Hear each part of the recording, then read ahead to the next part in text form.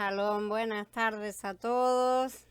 Bienvenidos a una nueva charla. Shalom, Luis, Gaby, Johnny, Meli, Alfonso, Jorge, Vivi. Sean todos bienvenidos. Vamos a estar hablando acerca de la instrucción Kadosh para un sacerdocio Kadosh, que van a ser varios posts. Instrucciones para la Kedushá de los Kohanim. Primera parte.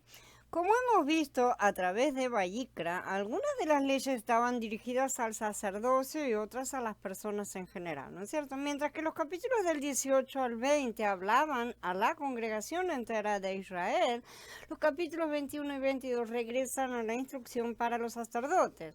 Como recordatorio, para aclaración de todos, los sacerdotes venían de la tribu de Leví, pero no todos los levitas eran sacerdotes. Y vamos a estar hablando en cuanto a estas separaciones, a estas diferencias, aunque estos levitas sí se ejercían muchas tareas al servicio del tabernáculo del templo, ¿sí? Sin embargo, son llamados simplemente levitas y nunca sacerdotes. Solo las familias de la descendencia de Aarón podían ser sacerdotes y solo el primogénito vivo, y solamente el hijo mayor, ¿no es cierto?, podía asumir el cargo de sumo sacerdote a la muerte del padre, obviamente. De esa línea continuaría a provenir el siguiente sumo sacerdote. Entonces había sacerdotes mayores, había levitas y había un sumo sacerdote. Y cada una de estas clases de servidores tenía responsabilidades específicas asignadas, obligaciones menores y obligaciones mayores. Solo los sacerdotes mayores podían acercarse al altar y oficiar los sacrificios. Los levitas servían de maneras más domésticas, como por ejemplo montando y desmontando el tabernáculo, llevándolo, sabemos, ¿no es cierto?, en todos los traslados, o limpiar, por ejemplo, el enorme volumen de sangre y cenizas que se acumulaba todos los días, hacer toda una serie de tareas y ayudar a preparar los animales de sacrificio, sobre todo en las épocas de las fiestas en que había mucha gente llevando, ¿no es cierto?, un montón de tareas menores. Al leer el capítulo 21 vemos que los primeros 9 pasuquín hablan al sacerdote común, mientras que los pasuquín del 10 al 15 conciernen solo al sumo sacerdote, porque los capítulos 21 y 22 son una unidad, para variar, que la han separado, mal separado. Los dos trabajan juntos, sí, probablemente nunca deberían haber sido separados en estos dos sectores. También podemos dividir Vayikra 21 en dos secciones de otra forma. La primera sección, que incluye los pasuquín del 2 al 15, trata sobre el vivir santo requerido para el sacerdocio completo. Sacerdotes comunes, ¿no es cierto?, y el sumo sacerdote. Y la segunda sección, que va desde los pasuquín 16 al 24, trata sobre lo que nos descalifica de ejercer el sacerdocio. Y digo no, porque estas partes también corresponden todas para nosotros, ¿sí?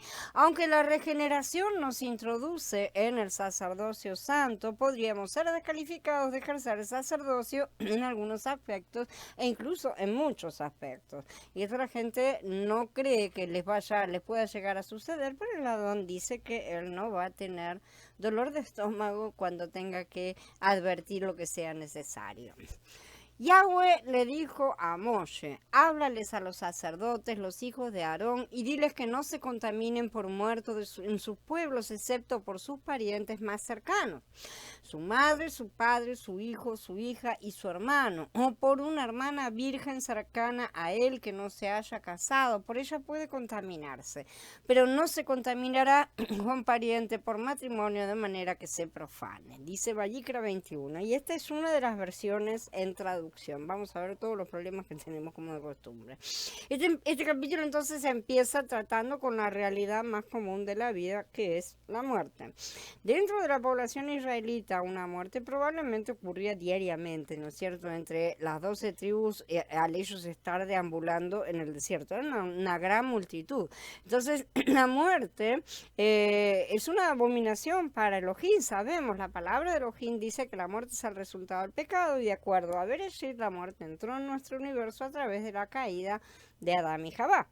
Ahora bien, ¿qué es la muerte? La muerte es el fin de la vida, literalmente, ¿no es cierto? De manera muy simple. La muerte física, la clase de muerte a la que estamos más, con la que estamos más familiarizados, ¿sí? Es el fin de la existencia física. Pero también hay otra clase de muerte que es la muerte espiritual, ¿sí? La muerte espiritual, fin de la existencia espiritual personal.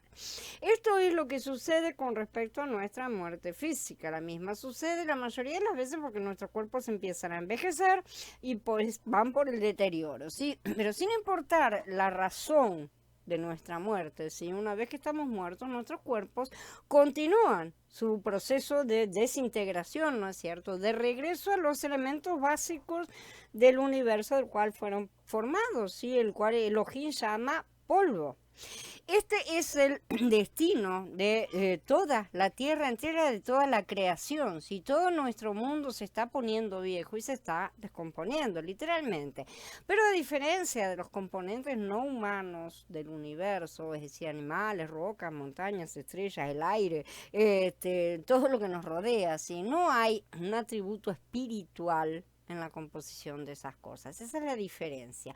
O sea, estas cosas no tienen ruaje eterno, básicamente, y han sido sopladas por Yahweh. Por lo que el futuro de todos en nuestro universo físico, ¿sí? Incluyendo a la humanidad en sus cuerpos, es completa descomposición física y muerte. Eso es lo que ha sido determinado. Los seres humanos, por su parte, tienen un tipo de ruaj que vive después de la muerte física. Entonces, esta no era la manera en que la creación estaba supuesta a operar, ¿sí? Esto también será resuelto por el Adón en su momento, como sabemos. Ahora bien, tenemos un pequeño factor que vamos a estudiar que les va a ayudar a entender cómo entró la muerte en el mundo, el tiempo. ¿Sí? El tiempo es esencialmente la medida de muerte y descomposición. Necesitan entender que el tiempo no es pasamos de un tiempo a otro tiempo, o el tiempo que pasa, o quedarme mirando el reloj a ver cómo se mueve el minutero y bueno, eso es el tiempo. No, no es eso. El tiempo es la medida de la descomposición hasta la muerte. Sin la descomposición, el tiempo no existe. Eso no quiere decir que no transcurran las cosas. No necesitamos definir al tiempo de la forma en que lo hemos estado definiendo. Como una cosa, listo, saco el tiempo, me quedo estático, acá congelado para el resto de la eternidad. Es una estupidez, ¿sí? No es eso el tiempo y si saco el tiempo no va a pasar eso tampoco. Déjenme decir esto nuevamente. El tiempo es la forma en que se mide el proceso de muerte y descomposición y no es el transcurrir de las cosas. La mente humana ha divagado por miles de años acerca del tiempo, la muerte, la eternidad han sido temas de filósofos y pensadores y personas que llenan sus mentes, ¿no es cierto? Y sus conclusiones no son muy satisfactorias que digamos. La idea en general de la eternidad es bastante confusa. Si se ponen a leer a las diferentes teorías, ¿no es cierto?, que hay, son bastante delirantes, van de todos los colores, ¿sí? Aunque el principio en sí es correcto, la eternidad es donde no hay tiempo. Se empieza siempre por esa parte, ¿sí? Pero a partir de ahí se van hasta Plutón y vuelven varias veces. Entonces, divagan acerca de una especie de congelamiento, como menciono, un congelamiento eterno, un presente constante, muchas cosas sin sentido. En la eternidad realmente las cosas se suceden unas a otras. No es que no haya sucesión de cosas. El tiempo no es sucesión de cosas, sucesión de acontecimientos, ¿sí? Es una pavada decir eso. El tiempo no es ayer, hoy y, ¿no es cierto?, en ese sentido. El tiempo lo que mide es la terminación de las cosas. Y eso es la burbuja de tiempo en la cual nosotros estamos. Entonces, lo que no existe, básicamente, en la eternidad es un fin. Y ese es el punto más básico, ¿sí?, que necesitamos entender. No hay deterioro, no hay muerte, evidentemente, ¿sí?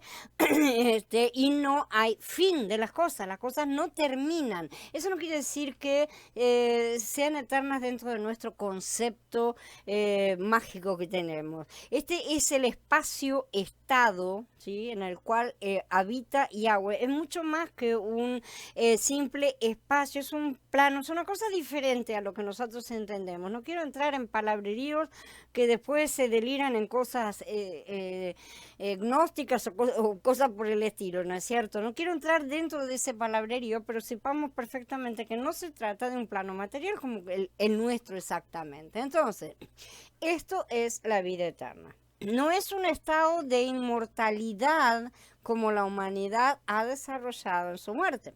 La eternidad es dada simplemente por el hecho de que está constantemente todo ligado a la fuente de vida, o sea, Yahweh mismo.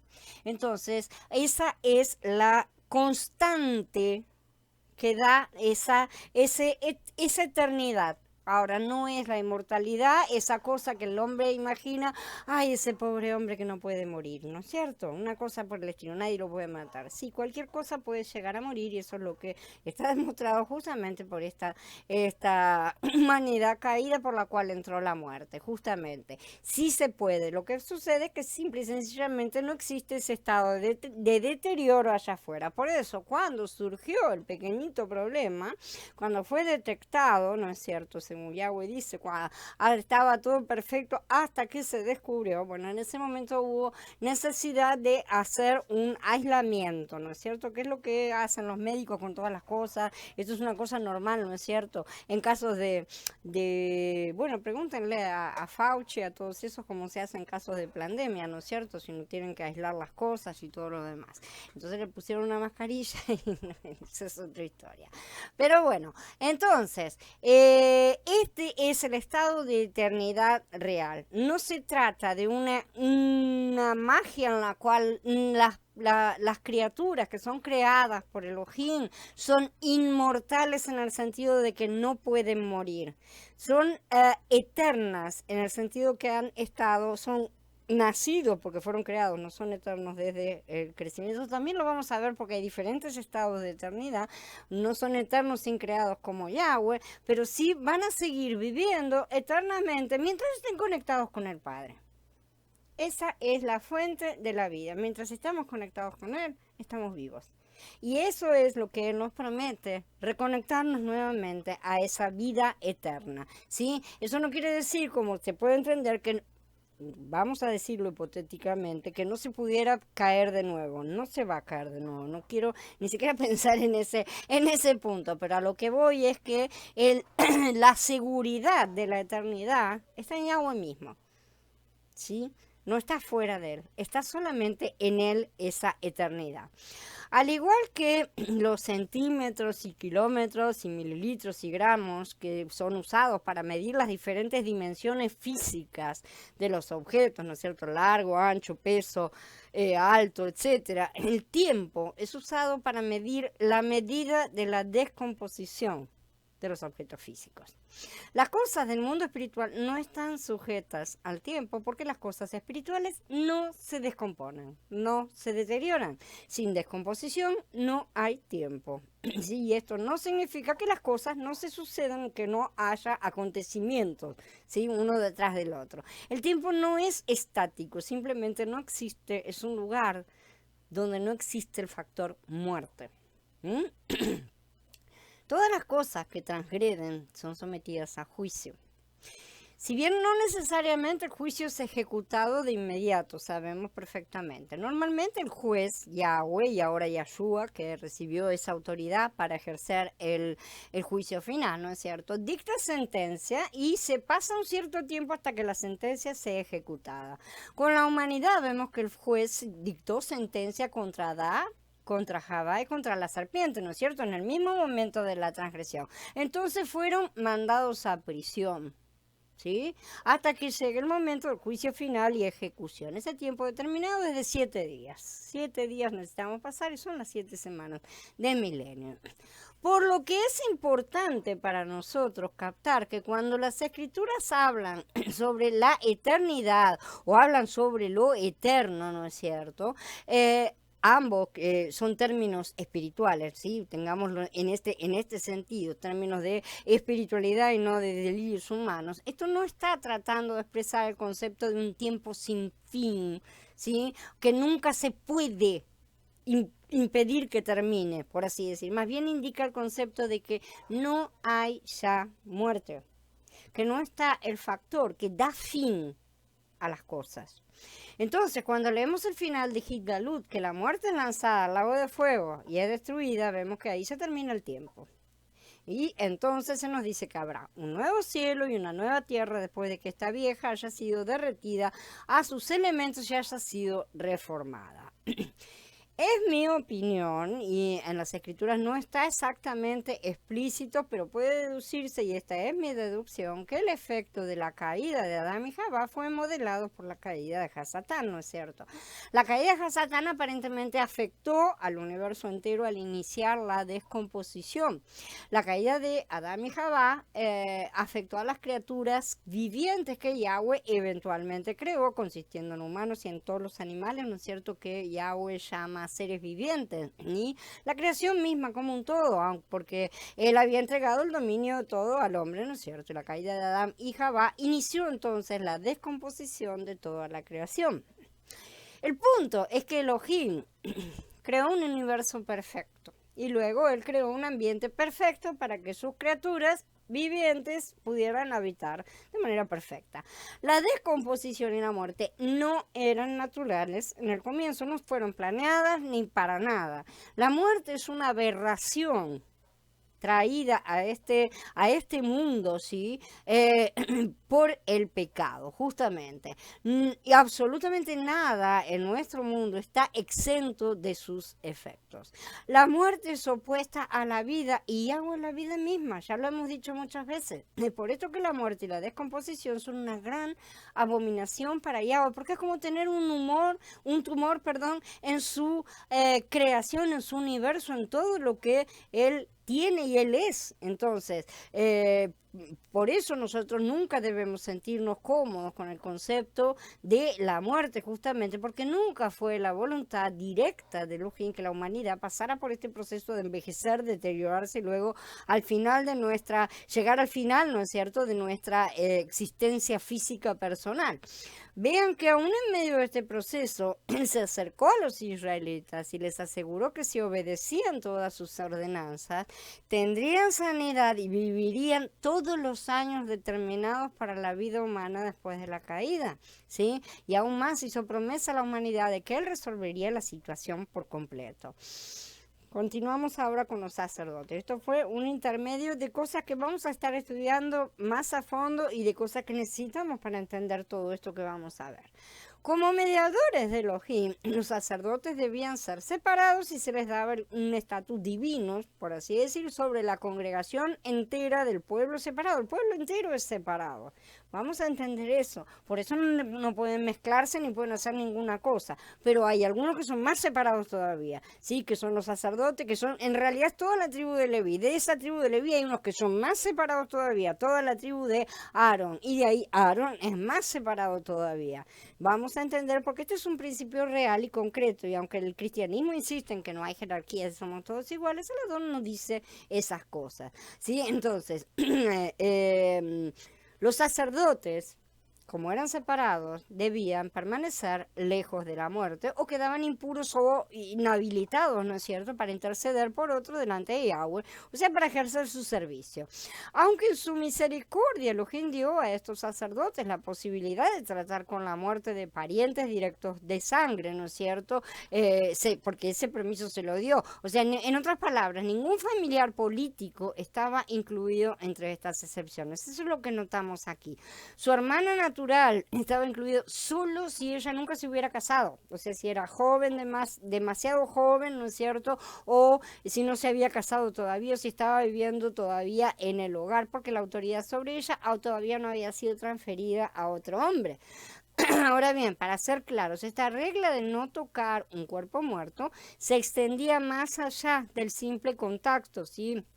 La misma incluía evitar las ceremonias de entierro, tampoco podía participar, ¿sí?, ni de lejos, por así decir.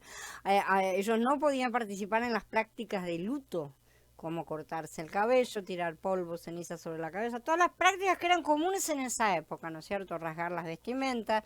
En resumen, los sacerdotes no podían tener nada que ver con la muerte, nada que hubiera en ellos que representara que habían estado de alguna forma en contacto con algo muerto o que estaban siquiera de luto por alguien que había muerto.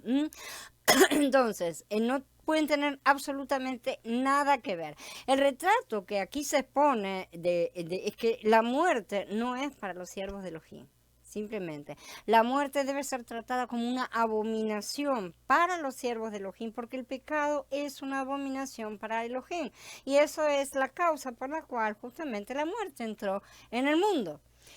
El propósito de estas leyes era ilustrar la pureza y la separación del pecado que debía caracterizar al sacerdote, ¿no es cierto?, la persona consagrada al servicio de Yahweh. Un cadáver es una representación del resultado del pecado en este mundo.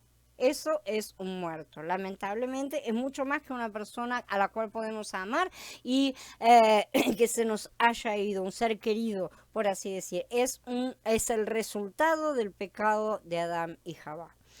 Por lo tanto, en contraste con la mayoría de los sistemas religiosos paganos de los pueblos vecinos a Israel, los sacerdotes no preparaban los cuerpos para el entierro, como hacían la mayoría.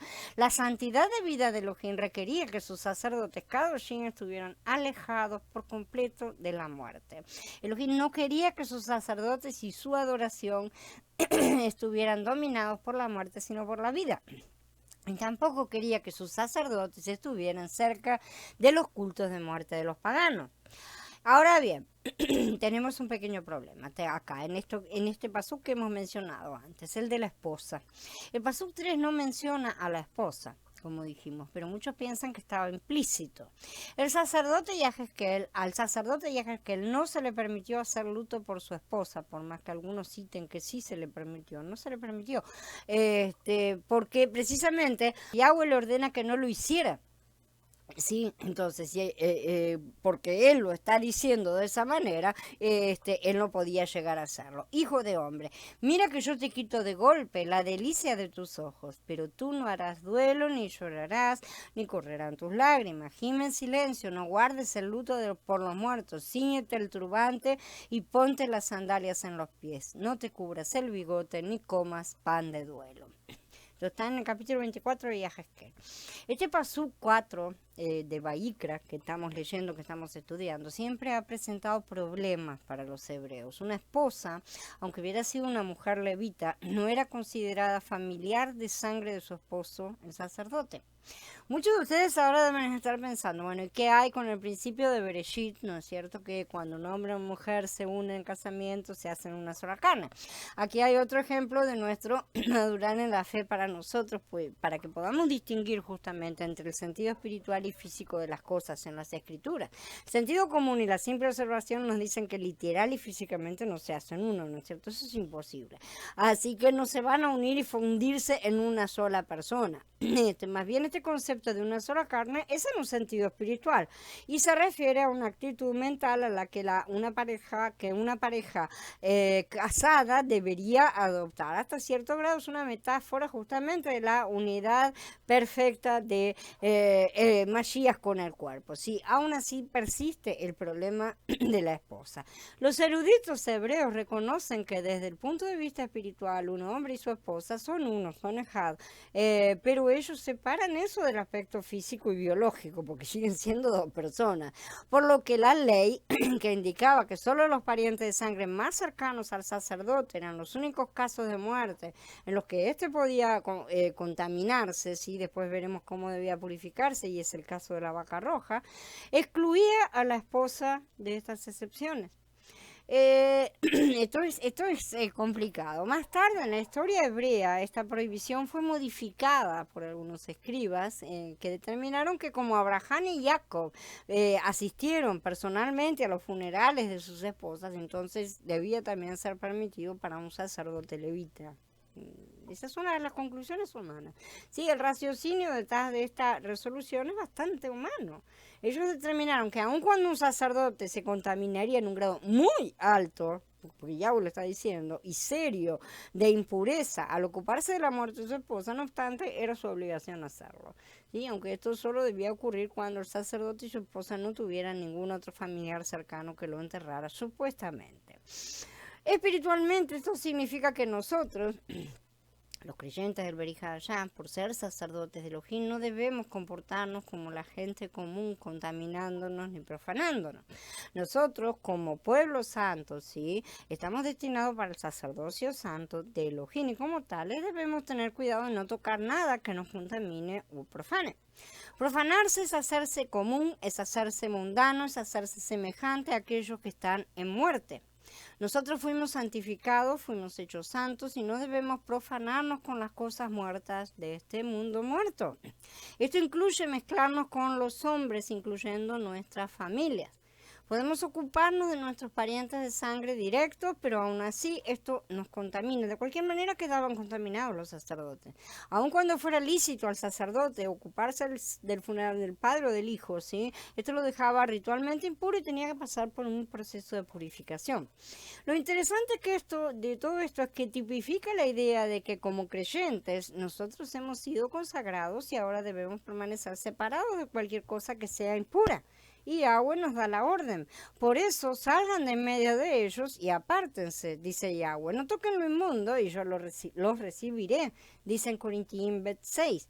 Y esta es una cita directa del Tanaj. Y Yeshaya dice, apártense, apártense, no toquen nada inmundo mientras salen de ella. Manténganse puros mientras salen de ella. Y ustedes los que llevan los utensilios de Yahweh. En la Escritura no hay nada, absolutamente nada más impuro que la muerte. Sí, aunque nosotros somos mandados por el bien del amor y la misericordia a ir a las personas impuras de este mundo y llevarles la palabra de Elohim que trae la salvación y el mensaje de la reconciliación, ciertamente, somos llamados a no mezclarnos.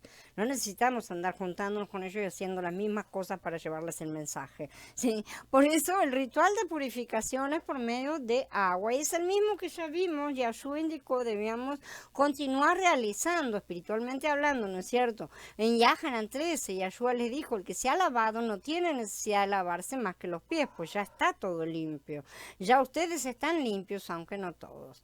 Y también agrega en el capítulo 15, ya ustedes están limpios por las palabras que les he hablado.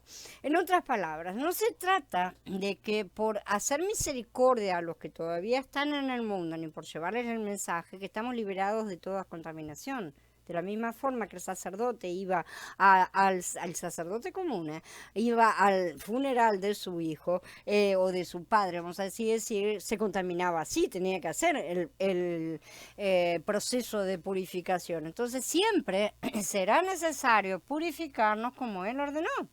Los muertos espirituales no se ven en un funeral, sino que podemos estar en contacto con ellos todos los días, ¿no es cierto? Porque realmente estamos mezclados completamente, estamos en el medio de un mundo muerto. Así que tenemos que lavarnos los pies todos los días. Nosotros nos lavamos los pies todos los días, estamos conscientes de todo lo que nos contaminamos con la muerte todos los días, a lo largo de estar en contacto con muchas cosas y nosotros mismos que no tenemos una buena posición ciertamente al 100%.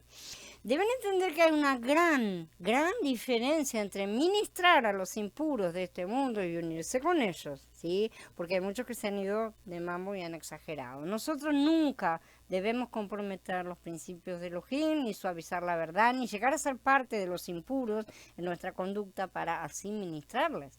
Nosotros no debemos estar en unión con los impuros. Shaul específicamente nos da el ejemplo de evadir relaciones sexuales ilícitas con los impuros porque el sexo mismo es una unión sagrada.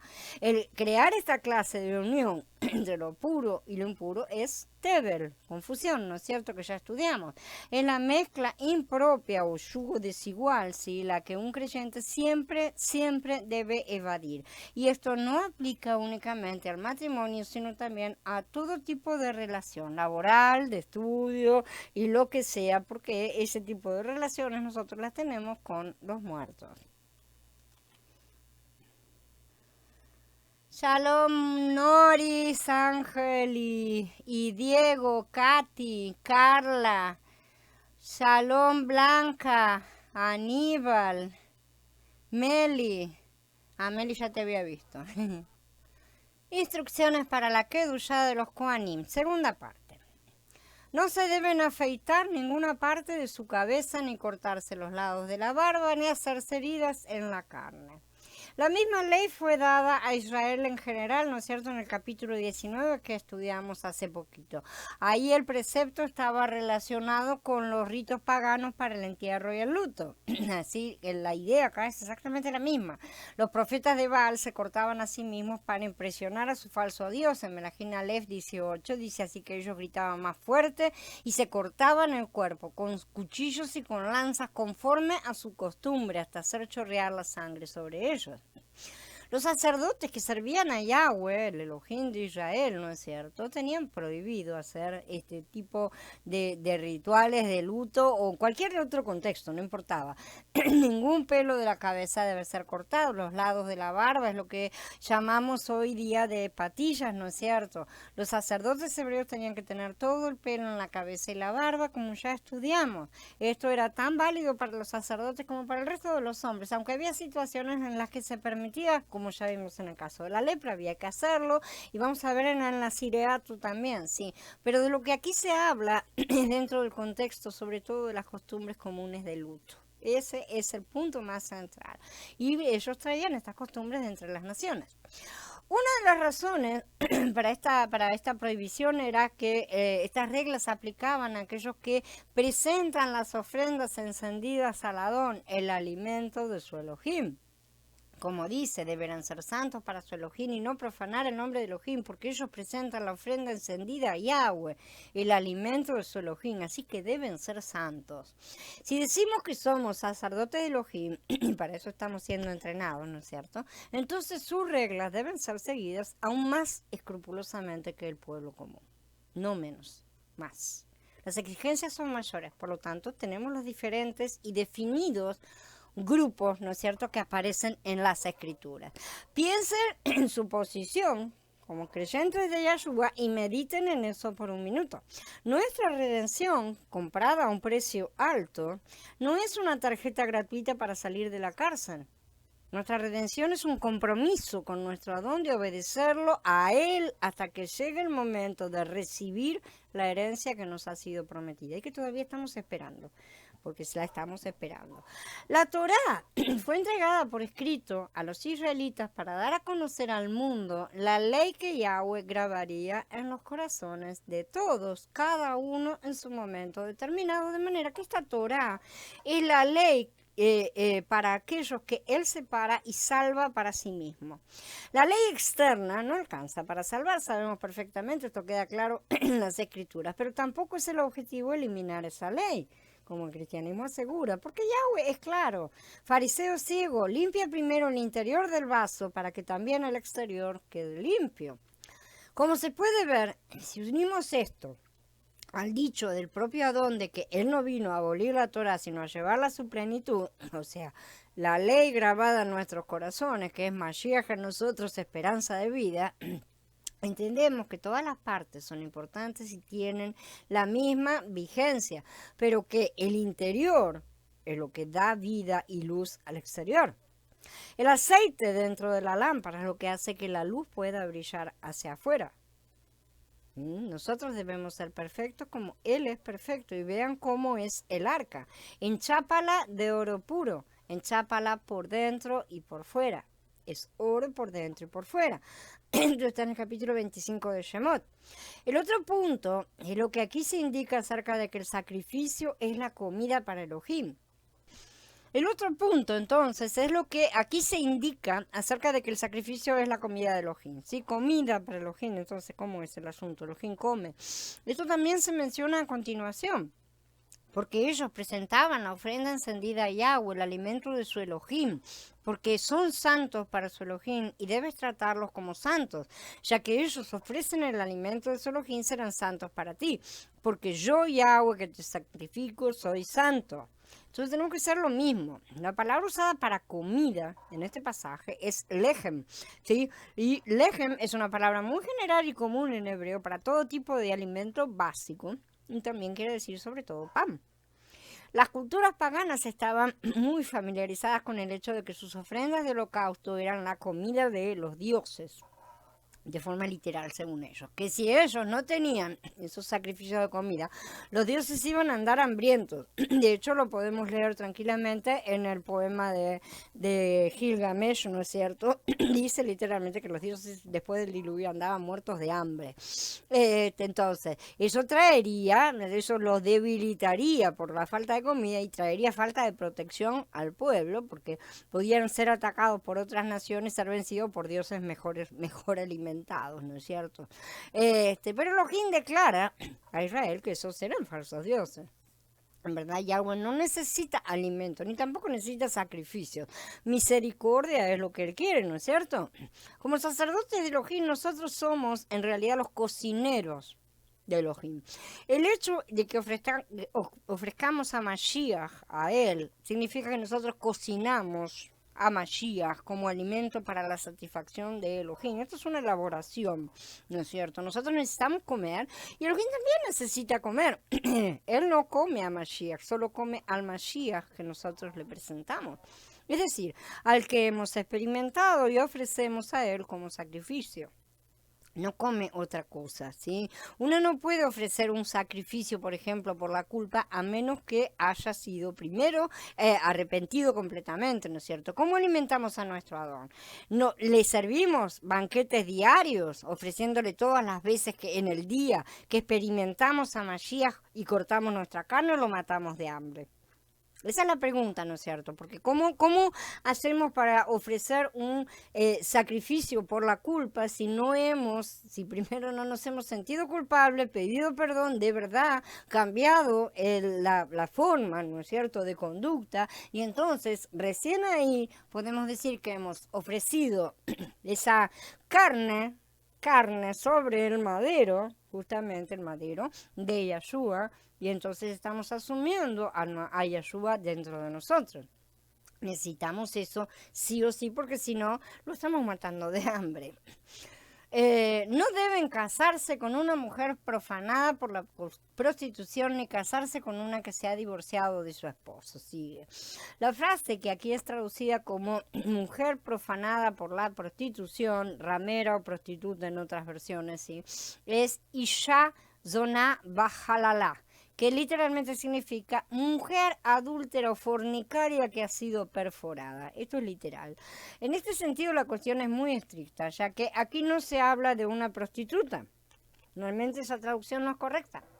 La diferencia entre una mujer degradada por un acto de fornicación y una prostituta es que la última hace de esta actividad un trabajo remunerado, por así decir, mientras que en el primer caso tenemos a una mujer que ha fornicado o adulterado en al menos una ocasión. Una mujer que había caído una o dos veces, no importa cuántas, en el pecado de fornicación no era considerada una prostituta, pero ella no era ideal ni tenía el carácter lo suficientemente puro como para ser elegible para ser una esposa de sacerdote. Por eso vemos que para el sacerdote la prohibición era mucho más restrictiva que para los israelitas en general, que eran pueblos separados también, como ya estudiamos. En caso del divorcio, casi el mismo. Esa mujer ya pertenecía a otro hombre y ella fue rechazada. Como sabemos, la única causa legal de divorcio es adulterio. En esa época todavía lo era. Por lo que no es apta para casarse con un sacerdote de ninguna manera. El punto aquí no es si ella ha tenido trato carnal con otro hombre por casamiento, inclusive, ¿no es cierto? Eso es algo perfectamente legal, sería, sino que fue rechazada por adulterio. Ese es el punto. Y esa es la mancha. La Torá especifica una única causa para el divorcio, repetimos, que es el adulterio. Cualquier acto de inmoralidad sexual que se haya cometido. Esto es lo que quiere decir con que ha encontrado algo reprochable en ella, en Devarim 24. Un hombre toma una esposa y la posee. Ella no logra agradarlo porque él encuentra algo ofensivo acerca de ella y le escribe un acta de divorcio, se la entrega y la despide de su casa. Entonces, la palabra traducida como ofensivo o reprochable es en hebreo hervá, que literalmente quiere decir desnudez, confusión o indecencia.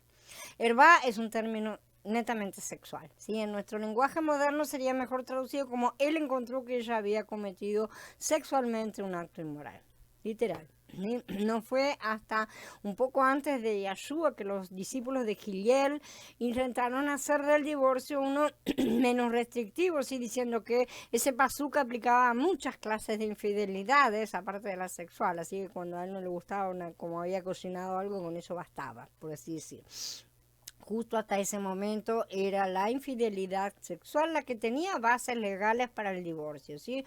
Lo que significa que sigue siendo la única establecida por Yahweh y las otras no son aceptables a sus ojos. El sacerdote podía casarse con una viuda, ¿sí? Que ya no era virgen, evidentemente, así que vemos aquí una vez más que no se trata del problema sexual en sí, pero únicamente podía ser una viuda de sacerdote, no podía ser viuda de un hombre común. No tomarán por esposa una viuda ni una divorciada, sino solo vírgenes de la descendencia de la casa de Israel, o una viuda que sea viuda de un sacerdote. Esto está en Yahezkel 44. El sacerdote no puede casarse con una mujer que no sea de su mismo linaje, ¿sí? Espiritualmente hablando. Por supuesto, esto aplica a los que buscan casarse cuando ya son creyentes. Un punto a tener en cuenta antes del matrimonio, por así decir. Vamos a evaluar las cosas antes de casarnos. Y no con los que ya pueden haber nacido de nuevo cuando ya estaban casados y el cónyuge no los acompaña. Lamentablemente no es así, no es aplicable, al menos que exista realmente el problema del adulterio. Entonces, la idea aquí es que un hombre no debe casarse con una mujer que se ha mostrado ser capaz de una actividad sexual inmoral, ¿sí? A través de su cuerpo, por medio de infidelidad conjugal o lo que fuere. Entonces ahí esa mujer ya no era apta. El sacerdote debía ser muy cuidadoso también en ese sentido. Cuando la hija de un sacerdote se contamina por prostitución, es a su padre a quien contamina, la echarán al fuego, dice Vayikra 21:9. La semana pasada nosotros hablamos de la obligación de los hijos a sus padres y que el no honrarlos, ¿no es cierto?, propiamente merecía la pena de muerte. Ahora aquí en el Pasuk 9 tenemos un buen ejemplo de que no honrar quería decir lo que eso quería decir, ¿no es cierto? La hija de un sacerdote que comete un acto de inmoralidad sexual debe ser quemada porque ella deshonra más allá que a ella misma, ha deshonrado a su padre. Y su padre es sacerdote. Nuestra sociedad se acostumbraba a mirar para otro lado a la inmoralidad sexual, hacer como que uno veía, ahora es celebrada directamente. Esto puede parecer cruel a muchos, ¿no es cierto? Pero abran los ojos y observen el cuadro. El sacerdote es un tipo de Elohim, un hombre kadosh, y su hija lo menosprecia al prostituirse, ¿sí? Así son también las religiones, las sectas, las denominaciones que se van cada una tras sus amantes.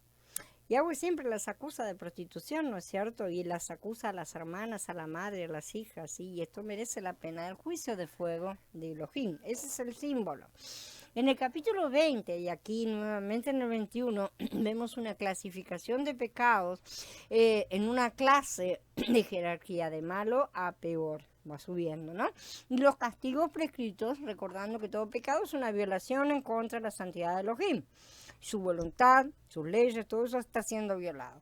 Y a muchos les alarma que después de años de haber sido enseñados que este Elohim amoroso, que perdona, es misericordioso y es un Elohim de paz, es el mismo Elohim que demanda que las personas sean quemadas por alguna transgresión seria que hayan cometido en contra de él, que él va a eliminar la vida rápidamente y hacer desaparecer a su pueblo de su presencia para proteger y defender su santidad. A muchos los deja de muy mal humor esto, que cuando él dice que alguien debe ser perfecto para poder estar ante su presencia, él quiere decir perfecto. Esto es lo que pasa. Aquellos que no han entregado su señorío, o sea, el señorío de sus vidas a Yahshua, todavía enfrentan estas mismas consecuencias. Ser lanzados en el juicio de fuego. Shdat, ¿se acuerdan? Ley de fuego de Yahweh, que no es lo que la mayoría imagina por lo que nos han enseñado a todos. El juicio de fuego de Yahweh quema todo lo que nos sirve y no está alineado con él. Sí, es un juicio justo y no es un juicio de destrucción, por más que nos insistan.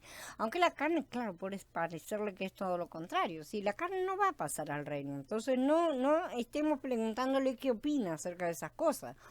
Ciertamente puede que muchos no reciban los castigos por sus crímenes aquí y ahora, porque Elohim ha entregado la justicia a los gobiernos humanos, los cuales la mayoría han decidido irse en contra del sistema de su ley, ¿sí? Y han establecido sus propios sistemas.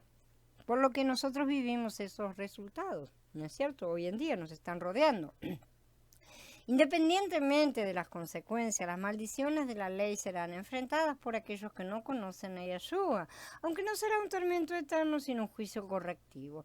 Recuerden que es aquí en Vayikra que Elohim le dice a Israel que si ellos no hacen como Él los ha instruido, Él mismo cortará a esos transgresores, pero además sabemos que nos hará responsables.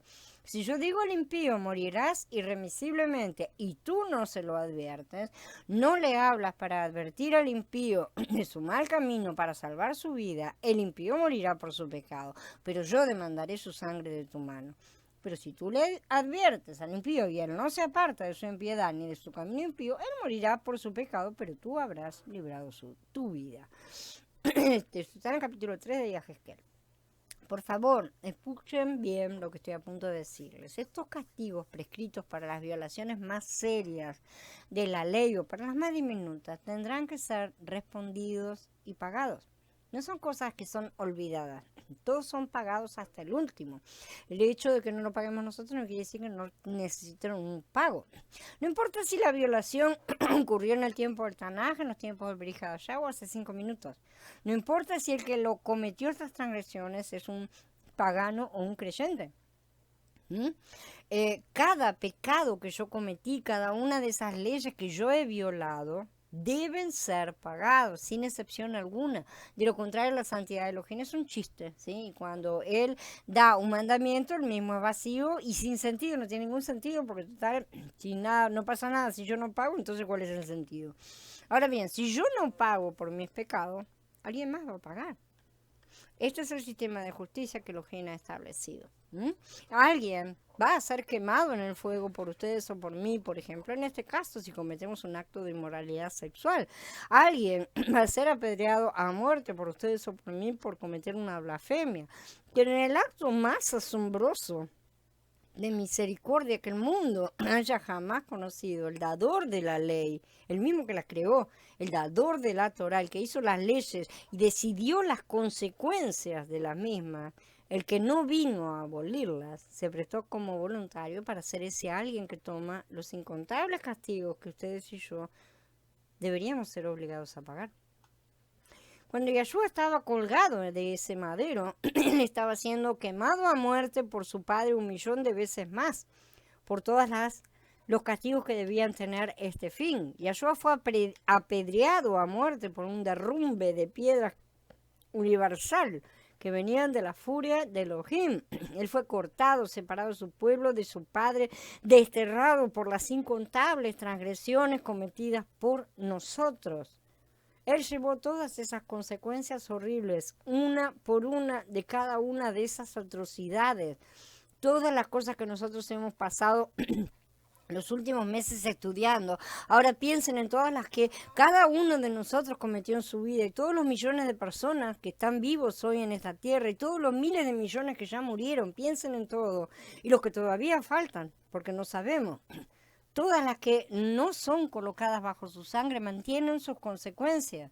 Entendamos esto. Y tampoco se colocan bajo su sangre de manera caprichosa, como muchos creen, que todo lo que hacen les va a ser perdonado porque Él es bueno y los ama. No es así como se pide perdón. Realmente es bueno y realmente nos ama, ciertamente, pero no va a llamar bueno a lo malo. Entonces, para ser perdonados es necesario estar arrepentidos, es decir, sentirse verdaderamente mal por lo hecho al punto de haber cambiado de actitud por completo. Por completo tiene que cambiar esa actitud. Es una cosa que tenemos que dejar de hacer. Si antes, el que antes robaba no robe más, dice Shaul, ¿no es cierto? Literalmente tiene que ser una cosa totalmente opuesta, ¿sí? Y cuando él estaba creando esas leyes, él sabía ya por adelantado que sería él mismo quien pagaría el precio en lugar de nosotros. Recuerden esto la próxima vez que su carne insista en ser rebelde y en autogobernarse, porque el sacrificio de Yeshua es lo que despreciamos cada vez que pecamos. Lo estamos tratando en poco valor. Ahora, redimidos y sin tener que enfrentar los terribles juicios de Elohim en contra de nosotros, ¿cómo se atreve el pueblo de Elohim a minimizar lo que Yahshua hizo, declarando que todos esos pecados que se han amontonado por violar esas leyes de la Torah ya no siquiera importan porque la Torah ha sido abolida? Esa Torah que Yahweh dice que la va a grabar. ¿Cómo se atreven a decir que esos principios y mandamientos que Él hizo desde los cielos y vino a la tierra, bajó a pagar el precio por toda la violación de esos principios, ahora están obsoletos y terminados y no importa si lo siguen cometiendo? Es un chiste. Tal vez la carne se sienta mejor convenciéndose de que Elohim resolvió el problema del pecado sencillamente al deshacerse de las leyes, pero eso no es así. Él pagó la multa que la ley establecía, no eliminó la ley. La ley permanece al igual que sus consecuencias, solo que Yahshua es nuestro sustituto. Él es el portador de esos castigos horribles requeridos por esas leyes. Nosotros no hemos sido liberados de guardar las leyes, porque esa es la ley que prometió grabar en nosotros. Y eso es lo que también Él está haciendo, porque esta será la alianza que escribiré con la casa de Israel después de aquellos días, declara Yahweh. Pondré mi Torah en su interior y la escribiré en su corazón. Y esto es lo que reclaman los cristianos, que está siendo escrito en los de ellos. Pero acá dice casa de Israel. Ahora, para lo de la casa de Israel, no, a eso les vamos a dar otra cosa. No es que lo reemplazamos. Tienen un lío los cristianos en la cabeza, total y absoluto. Entonces yo seré su Elohim y ellos serán mi pueblo, dice en Jeremías 31.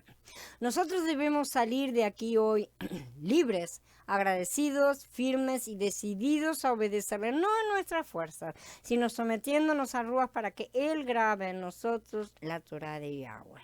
Sí, no una nueva ley, no una nueva cosa, sino lo inamovible y permanente de Elohim, su palabra. Es Yahshua mismo. La Torah está viva y es real. Y las maldiciones y las bendiciones de la Torah están vivas y son reales. La pregunta aquí es, ¿quién carga con las maldiciones? Él ofrece a todos, ser Él mismo el que las carga, a cambio de que cada uno tome su madero y lo siga negando su yo. Yo no vine acá para que vos sigas haciendo esa vida depravada que ya tenías antes. Vas a negar ese yo a partir de ahora. Vas a cargar el madero y seguirme. Esa no fue una orden dada a los apóstoles antes de su muerte para que dejaran de cumplirla así que él fuera clavado en el madero. Evidentemente eso sería muy ridículo. Ciertamente yo no estoy diciendo que la manera práctica de aplicar cada una de esas leyes y mandatos debe ser exactamente igual a como lo fueron históricamente en el cumplimiento para los cuadros. Hay nuevas costumbres, otras han desaparecido, ya ni siquiera nos hacen sentido mucho. Y nunca es rígido en cuanto a las aplicaciones, ¿sí?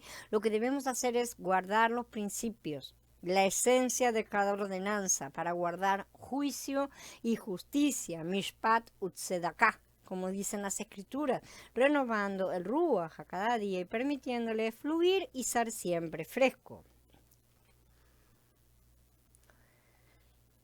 Instrucciones para la Kedushá del Kohen Gadol.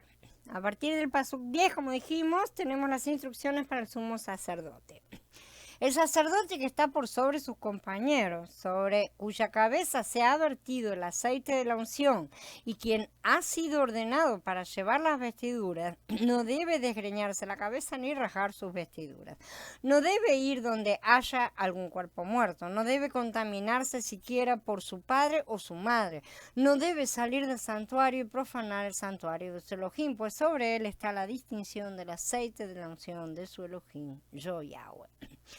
Con el pasuk 10, ahora nosotros entonces nos movemos de tratar con los sacerdotes ordinarios al sumo sacerdote, ¿no es cierto? El sumo sacerdote tenía la responsabilidad especial de honrar y representar la santidad de Elohim. Él tenía una unción especial con aceite y también tenía que llevar las vestiduras especiales, cosas que ya estudiamos, ¿no? Las leyes que se aplicaban a los otros sacerdotes se aplicaban a él también, pero vamos a ver que más restricciones aún. El pasuk define el sumo sacerdote como el que recibe la unción de aceite. De hecho, en la consagración sacerdotal, según vimos en el capítulo 8, él es el único que es ungido con aceite. Los sacerdotes regulares no eran ungidos. Cuando leemos sobre el sumo sacerdote y su unción especial y sus vestiduras, pensamos enseguida en Yeshua. Yeshua fue un sumo sacerdote, pero no según el orden de Aarón. Yeshua fue un sumo sacerdote según el orden de Melquisedec.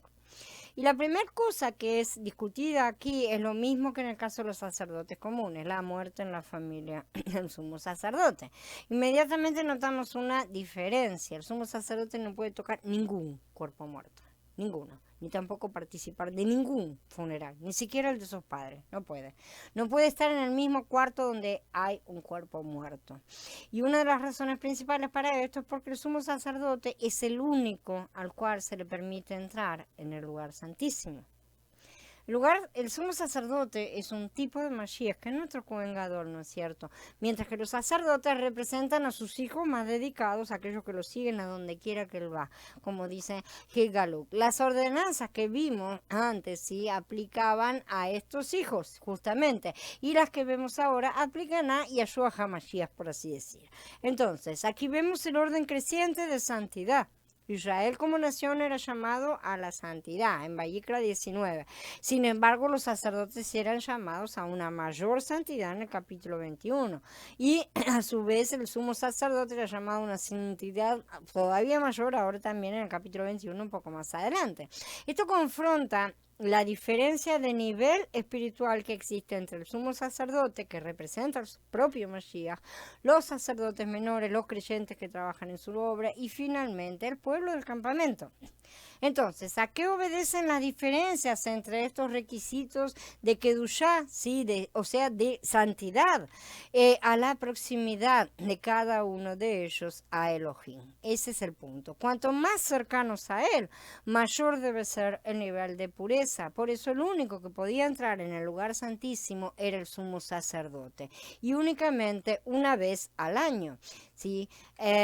Si los sacerdotes comunes pretendían entrar, eran muertos. Recuerden el caso de Nadab y Abijú, ¿sí? Ni hablar de un israelita común del pueblo, lo que podía llegar a suceder. Entonces, necesitamos ver las cosas correctamente. No se trata de pretender tener una conducta políticamente correcta diciendo: he decidido ser parte del pueblo común, así que no necesito forzarme por obedecer mandamientos. Con obedecer los mandamientos alcanza para mi estatus social. Que muchos hacen eso. Todos somos llamados a ser reyes y sacerdotes, ¿sí? Cuando tienen que reclamar los derechos, ahí sí se acuerdan todos, ¿no es cierto? Pero en este sentido, debemos esforzarnos por salir del campamento y entrar en el tabernáculo. Ahora que el sacerdocio ya no está restringido a un linaje de sangre. De manera que, si estamos alejados de su presencia, no es porque no nacimos dentro de la familia de Aarón, que no tiene nada que ver, sino porque nuestra conducta no es lo suficientemente pura como para estar más cerca de su presencia. Y ese es el punto. Él no te va a permitir estar cerca de tu presencia porque realmente Él destruye. Esa es la cosa más importante. No se trata de nuestras circunstancias, sino de nuestro comportamiento y nuestras decisiones. Se trata de dónde colocamos nuestro corazón. Puede casarse solamente con una mujer que sea virgen, con una viuda, una divorciada o una degradada por prostitución. Con esta no puede casarse. Solamente una virgen de su propia parentela puede tomar por esposa, para que no profane su prole entre su parentela, pues yo, Yahweh, lo he santificado. Entonces acá vemos que a él le quedaba solamente con una virgen el casamiento, ¿sí? Y una virgen de familia también sacerdotal. Ahora bien, ningún sacerdote jamás se casaría con una muchacha que no fuera virgen. Era lo más normal, aunque algunos de los más ancianos que ya hubieron, sobre todo podían haberse retirado ya del tiempo en el cual estaban ejerciendo el sacerdocio, y podían casarse con alguna viuda de otros sacerdotes. Sí se puede, sí lo podían hacer, pero lo normal es que hubieran estado buscando, sobre todo en comienzo de su vida, una mujer virgen, ¿sí? En sí, ese era el deseo de la mayoría de los israelitas. Pero bueno, los sacerdotes regulares podían casarse con una muchacha de cualquier tribu de Israel, a pesar de que la costumbre casi siempre se encerraba dentro de la misma tribu y no había otra historia. Aquí Yahweh no establece de qué tribu debían ser las mujeres de los sacerdotes comunes, que repito, lo más común era que fueran levitas y no salieran de ahí, ¿sí? Pero para el sumo sacerdote la cosa se restringía bastante, ya que tenía que buscar una esposa solo dentro de ciertas familias de su tribu, ¿sí? Ella debía venir de las clases más altas de los sacerdotes. Esto simboliza a nuestro Adón Yahshua, quien está levantando a su novia a partir de sí mismo. Ella tiene que ser del linaje sacerdotal para que no se profane su prole entre la parentela. Bien, ahora sí, habiendo terminado, vamos a dar por encerrada la charla. Me voy a ir a editar el video y más tarde paso el link para la reunión. Shalom a todos, chicos, y Abba los bendiga grandemente.